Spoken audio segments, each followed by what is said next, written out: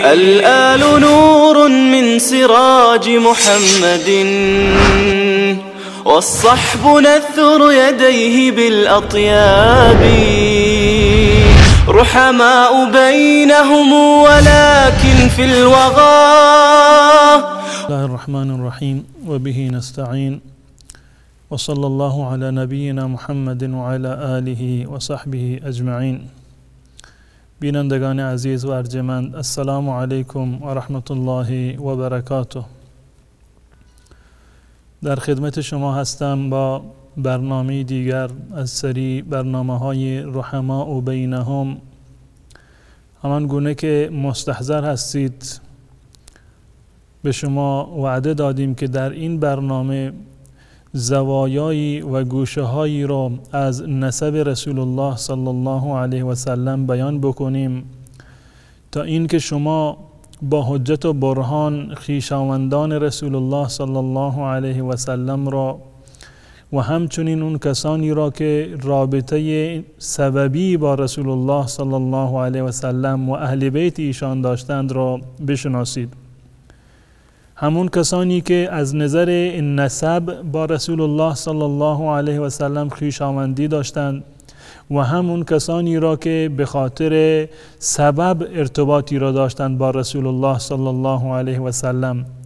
به تعبیری دیگر یعنی اون کسانی را که رسول الله صلی الله علیه و سلم و همچنین اهل بیت ایشان، دودمان و خاندان ایشان از صحابه انتخاب کردند، افرادی را به عنوان همسران خودشون. اون خانواده ها را ما بررسی میکنیم و بیان میکنیم خدمت شما و معرفی میکنیم، و هم اون افرادی را که رفتن داماد شدند در خانواده های اهل بیت رسول الله صلی الله علیه و سلم، و اهل بیت با اون شرافت و بزرگواری و با اون علو نسب و شرافت و افتخاری که داشتند، این افراد را به عنوان دامادهای خودشون انتخاب کردند. قطعا این یک فضیلت بسیار بزرگی هست که الله متعال برای خویشاوندان اهل بیت رسول الله صلی الله علیه و سلم این رو عنایت فرموده. ما در جلسه قبل که با هم بودیم و منده خدمت شما بودم، مطالبی را درباره نسب پدری رسول الله صلی الله علیه و سلم بیان کردم و اگر خاطرتان باشد گفتیم که محمد رسول الله صلی الله علیه و سلم فرزند عبدالله و عبدالله فرزند عبدالمطلب هست و عبدالمطلب فرزند هاشم و هاشم فرزند عبدمناف، که ما این 3-4 نفر را که جزو نیاکان رسول الله صلی الله علیه و سلم هستند، عبدالله را، هاشم را و عبدمناف را، در ماری زندگی ایشان مطالبی را خدمت شما عرض کردم که عبدالمطلب را اگر خاطرتان باشد گفتیم که نامش شیبه بود، معروف به شیبة الحمد. هاشم هم نام اصلی هاشم نیست بلکه نام اصلیش عمرو بوده، و همچنین جد سوم رسول الله صلی الله علیه و سلم که عبدمناف بودند، نام اصلی عبدمناف مغیره بود، و نسب رسول الله صلی الله علیه و سلم را یک به یک تا به عدنان خدمت شما من معرفی کردم و نام بردم و عرض کردم که عبدمناف چندین فرزند داشته، مطلب که بزرگترین فرزندان عبدمناف بوده و هاشم که معروفترین فرزندان در واقع عبدمناف هست، و برادری دیگر داشته به نام نوفل. نوفل برادر هاشم بوده. و اگر ما این نسب را بشناسیم و این ارتباط نزدیک سببی را بشناسیم، قطعا این به ما کمک میکند در فهم دقیق رخدادها و وقایعی را که در زمان رسول الله صلی الله علیه و سلم اتفاق افتاده. به طور مثال شما میدانید که جبیر که مطعم ابن عدی یکی از افرادی بوده که در زمان رسول الله صلی الله علیه وسلم، در زمان دعوتی که ایشان داشتند در مکه مکرمه، مطعم ابن عدی اومد به رسول الله صلی الله علیه وسلم امان داد، تأمین داد. بعد از این که اگر در سیرت رسول الله صلی الله علیه وسلم مطالبی در خاطر شما باشد، بعد از این که رسول الله صلی الله علیه وسلم از طائف برگشتند که رفته بودند برای دعوت مردم به طائف، و اون جریانی که اتفاق اتفاق افتاد. وقتی که بازگشتن به مکه، این مطعم ابن عدی بود که به رسول الله صلی الله علیه و سلم تأمین داد.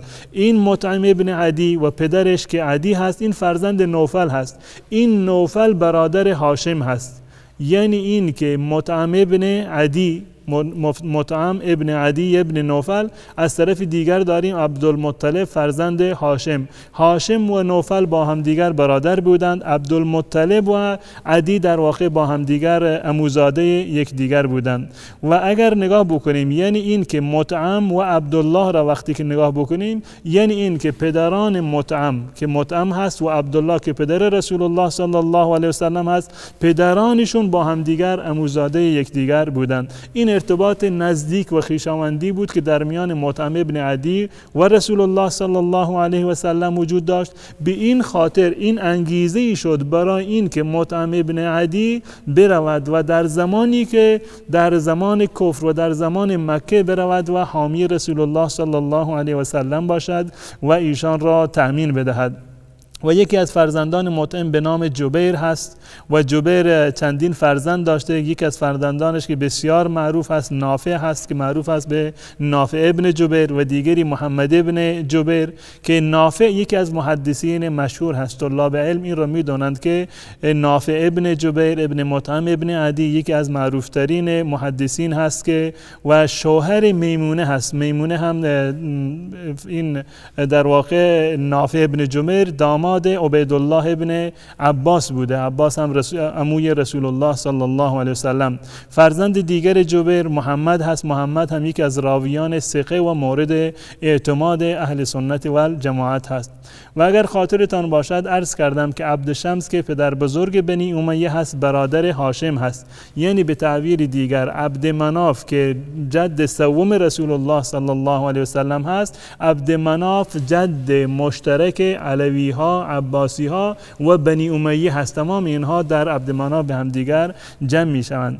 و جالب هست که بدانید که این روابطی را که در میان رسول الله صلی الله علیه وسلم و بنی امیه بوده به گونه‌ای هست که حتی نزدیکترین همسران رسول الله صلی الله علیه وسلم که از نظر نسبی وقتی که ما نگاه بکنیم که کدوم یک از همسران رسول الله از نظر نسب پدری به رسول خدا صلی الله علیه وسلم نزدیکتر باشند، اون هم ام حبیبه هست، دختر ابو سفیان که از بنی امیه هست و از نژاد و از نسل عبدشمس هستند. این ام حبیبه که دختر ابو سفیان بود و ام المؤمنین هست و همسر رسول الله صلی الله علیه وسلم بود، نزدیکترین ازواج مطهرات هست به رسول الله صلی الله علیه وسلم از جهت نسبی.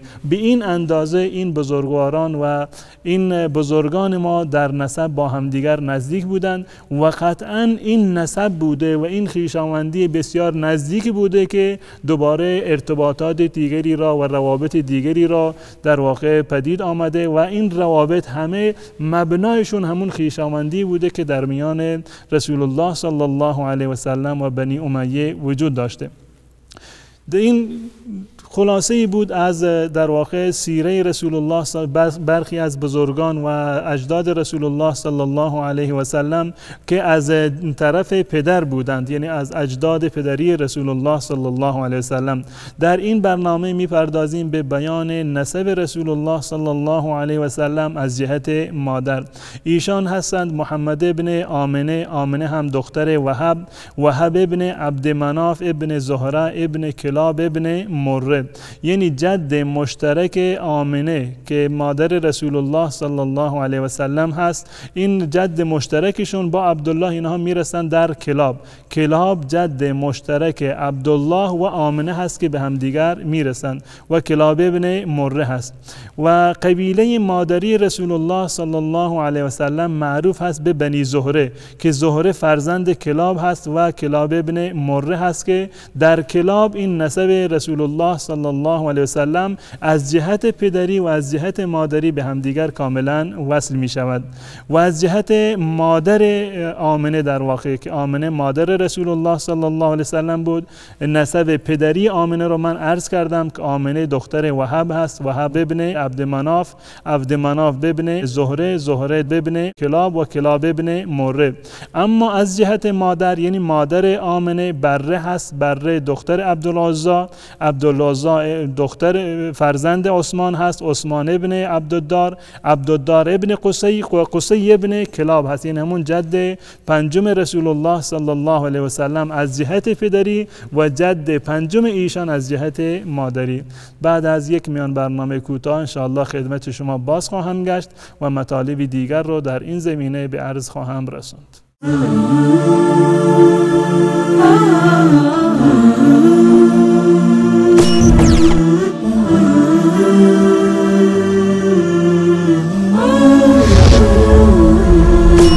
وصال حق، منبر توحید و حقیقت. فذلكم الله ربكم الحق فماذا بعد الحق إلا الضلال فأنا تصرفون. این است الله پروردگار راستین شما، بنابراین پس از حق چیزی جز گمراهی و ضلالت وجود ندارد. پس چگونه از حق روی گردان می شوید؟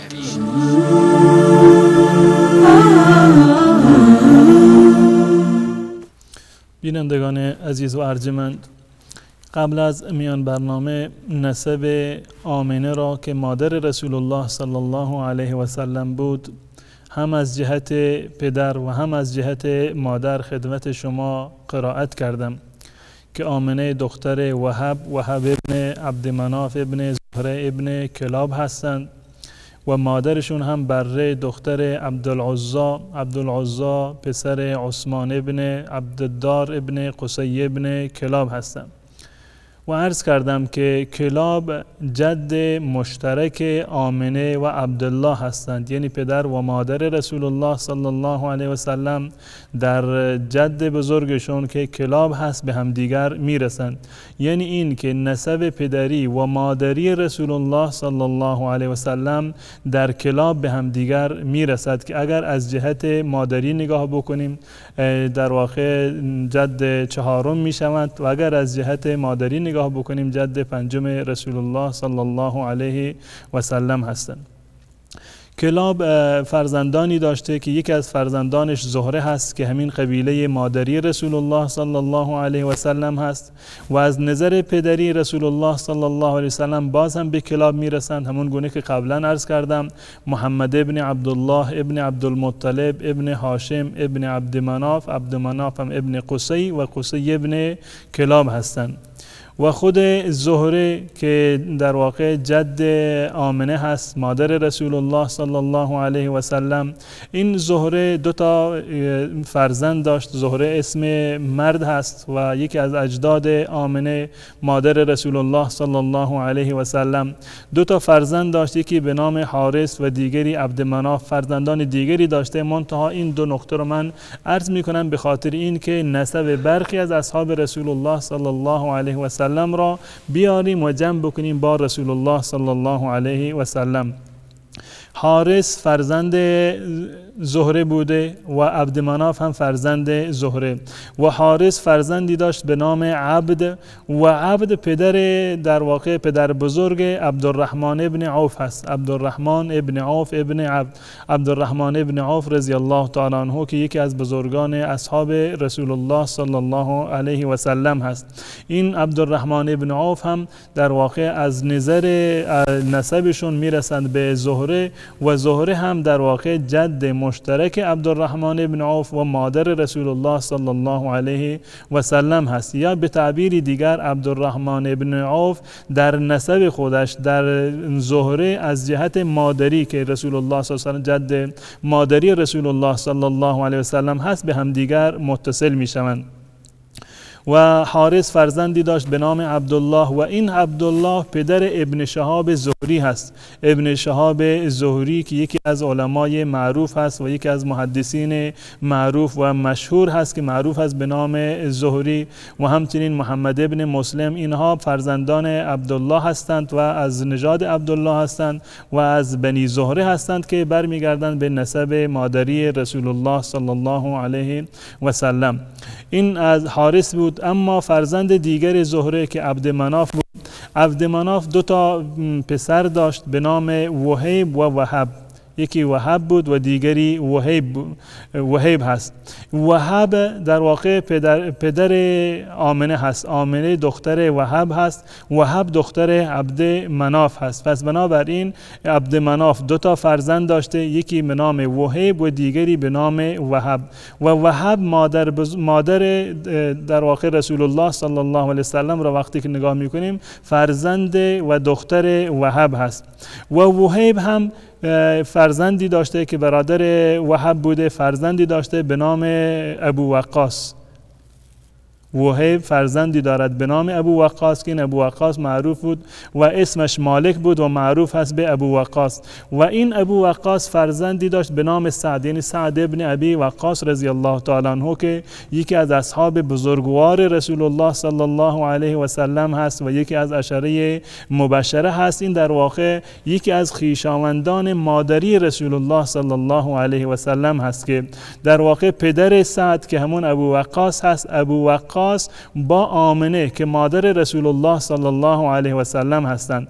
یعنی پدر سعد و مادر رسول الله صلی الله علیه و سلم عموزاده یکدیگر هستند و اجدادشون، این جد بعدیشون یعنی جد سعد و جد رسول الله صلی الله علیه و سلم با همدیگر برادر بودند که جد رسول الله از جانب مادر وهب هست و جد سعد ابن ابی وقاص وهیب هست. وهیب و وهب کاملا با همدیگر 2 برادر بودند و فرزندان عبد مناف هستند.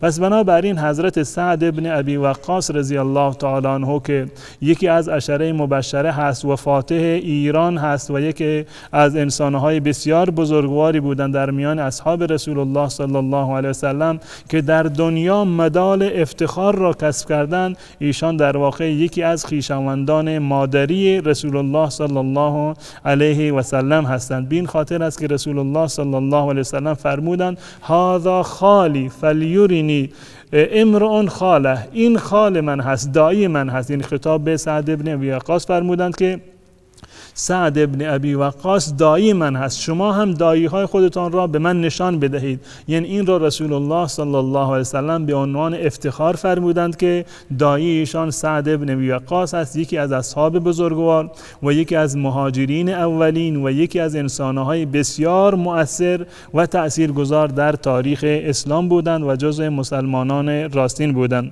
و حضرت سعد ابن ابی وقاص تقریبا 5مین نفری بودند که مسلمان شدند و در سن 17 سالگی مسلمان شدند و اولین کسی بودند که در راه اسلام و در راه جهاد و دفاع از اسلام تیراندازی کردند. یعنی نخستین کسی که در تاریخ اسلام و تیری رو شلیک کرده به طرف دشمن حضرت سعد ابن ابی وقاص رضی الله تعالی عنه هست که در یک سریه‌ای که رفته بودند، سریه عبیدة ابن حارث بود، رسول الله صلی الله علیه و سلم ایشان را فرستاده بود و اولین کسی که در این سریه و در تاریخ اسلام تیری رو به طرف دشمن انداختن حضرت سعد ابن ابی وقاص رضی الله تعالی عنه هست. و این حضرت سعد ابن ابی وقاص اولین کسی هستند که در تاریخ اسلام خونی رو ریختند، یعنی خون دشمنان را ریختند. و حتی در زمان این قبل از هجرت رسول الله صلی الله علیه وسلم در تاریخ آمده که رسول الله صلی الله علیه وسلم با اصحابشون در یک دره نماز می‌خوندند و کفار اومدند و نهایتا درگیری اتفاق افتاد در میان مسلمانان و در میان کفار. حضرت سعد ابن ابی وقاص رضی الله تعالی عنه استخوان شتوری را که افتاده بود اینو برداشت و بر سر یکی از اون مشرکان کوفت که سرش چکافته شد و خونش جاری شد. این اولین خونی بود که در تاریخ اسلام ریخته شده. پس بنابراین سعد ابن ابی وقاص رضی الله تعالی عنه یکی از نخستین افراد بلکه اولین کسی هست که در تاریخ اسلام تیری رو شلیک کرده و اولین کسی هست که خون مشرک و کافری رو به خاطر دین در واقع ریخته و به دست اون جاری شده. حضرت سعد بن ابی وقاص در تمامی جنگ‌ها در کنار رسول الله صلی الله علیه و سلم بودند و ایشان فرمانده قادسیه بودند و فاتح عراق هستند و بانی کوفه در واقع حضرت سعد بن ابی وقاص هستند که در زمان خلافت حضرت عمر بن خطاب رضی الله تعالی عنه ایشان این در واقع کوفه را بنیانگذاری کردند و زمان این حضرت سعد بن ابی وقاص رضی الله تعالی عنه در عقیق فوت کردن در سال 55 هجری و آخرین مهاجر هست که در واقع از دنیا رفتند و ایشان را در همون جبه‌ای که در غزوه بدر پوشیده بودند در همون جبه دفن کردند و کفنش کردند و در بقیع ایشان را دفن کردند. و جالب اینجا هست که وهب یک دختر دیگری را داشته، یعنی وهب دختری داشت به نام حاله. حاله خواهر ابو وقاص بود. ابو وقاص هم پدر سعد ابن ابی وقاص است و این حاله مادر حضرت حمزه رضی الله تعالی عنه است. پس بنابراین حضرت حمزه و حضرت سعد ابن ابی وقاص رضی الله تعالی عنه از طرف دیگر وقتی که ما نگاه میکنیم سعد ابن ابی وقاص در واقع دایی ابو وقاص که پدر سعد هست دایی حضرت حمزه رضی الله تعالی عنه هست و حضرت حمزه پسر عمه حضرت سعد ابن ابی وقاص رضی الله تعالی عنه می شود و ابو وقاص که در واقع پدر سعد هست می شود عموزاده آمنه و این حاله می شود عمه حضرت سعد، یعنی مادر حضرت حمزه رضی الله تعالی عنه که عموی رسول الله صلی الله علیه و سلم هستند، عمه سعد ابن ابی وقاص رضی الله تعالی عنه است. به این اندازه ما به این نتیجه رسیدیم که حضرت عبدالرحمن ابن عوف و حضرت سعد ابن ابی وقاص از خویشاوندان نزدیک رسول الله صلی الله علیه و سلم از جهت مادر هستند. در برنامه دیگر و تا برنامه دیگر که در خدمت شما عزیزان خواهم بود، تمامی شما را به خداوند متعال می سپارم و در برنامه بعد ان شاء الله می پردازیم به برخی دیگر از زوایای نسب رسول الله و بیان زندگی نامه و اموهای رسول الله صلی الله علیه و سلم. تا آن زمان تمامی شما را به خداوند متعال می سپارم. السلام علیکم و رحمت الله و برکاته. الآل نور من سراج محمد والصحب نثر يديه بالأطياب رحماء بينهم ولكن في الوغى أسد على الباغي كأسد الغاب خير القرون هم وليس كمثلهم عظماء بعد الرسل في الأحقاب رحماء بينهم ولكن في الوغى